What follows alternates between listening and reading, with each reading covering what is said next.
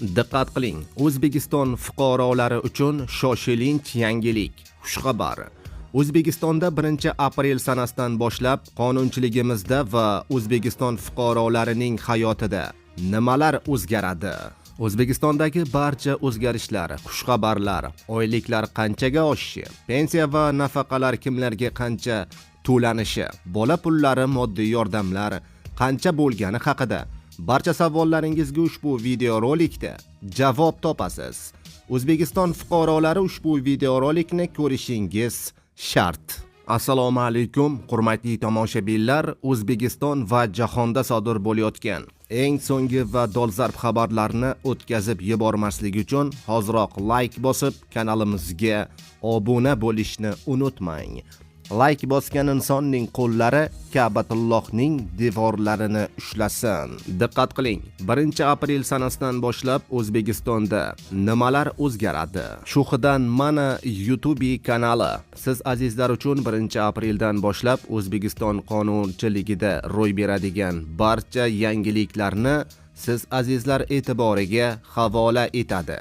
2026-yil 1-apreldan boshlab davlat tibbiyot muassasalarining ish vaqti rejimi 5 kunlik ish haftasiga o'tkaziladi. Ya'ni tibbiyot xodimlari ham bank xodimlari singari juma kunigacha ishlaydi.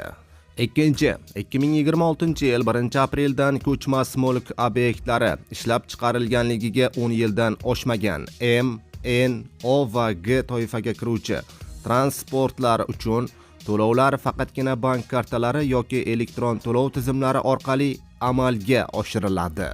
3. Telegram joriy yilning 1-apreldan boshlab Rossiyada to'liq bloklanadi. Bu haqida o'z manbalariga tayanib RBK ZTBL xabar berdi.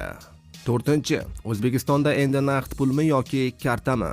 Joriy yilning 1-apreldan to'lov tizimida nimalar o'zgaradi? O'zbekiston Respublikasi Prezidentining naqdsiz hisob-kitoblarni ommalashtirish va yashirin iqtisodiyot ulushini qisqartirishga qaratilgan qo'shimcha chora-tadbirlar to'g'risidagi 246-sonli farmoniga asosan joriy etilayotgan yangi tartiblar asosida yashirin iqtisodiyotga chek qo'yish va moliya sektorida shaffoflikni ta'minlash masalasi o'z yechimini topadi. Yangi tartibga ko'ra, joriy yilning 1-apreldan boshlab yirik xaridlar va ayrim turdagi xizmatlar uchun to'lovlarni, xususan alkogol va tamaki mahsulotlari savdosi faqat bank kartalari yoki elektron o'tkazmalar orqali amalga oshirish qo'llanilishi kengaytiriladi. Naqd to'lov bu shunchaki qulaylik emas, balki mablag'lar nazorati va operatsiyalar xavfsizligini ham kafolatlaydi. Hurmatli fuqarolar va tadbirkorlar, mamlakatimizning iqtisodiy o'sishini qo'llab-quvvatlash hamda yashirin iqtisodiyotni qisqartirish maqsadida joriy yilning 1-apreldan boshlab alkogol va tamaki mahsulotlari savdosini bank kartalari hamda elektron to'lov tizimlari orqali amalga oshirishingizni so'raymiz. Naqd pul to'lovlari ayrim sohalarda bekor qilinadi. 1-apreldan quyidagi to'lovlar naqdsiz amalga oshiriladi. Davlat xizmatlarida, elektr va gaz, suv to'lovlarida, alkogol va tamaki mahsulotlari to'lovlarida, ayoqish ya'ni zapravkalarda yoqilg'i to'lovlari 25 million so'mdan yuqori ayrim tovarlar va xizmatlarda amalga oshiriladi, deyiladi xabarda.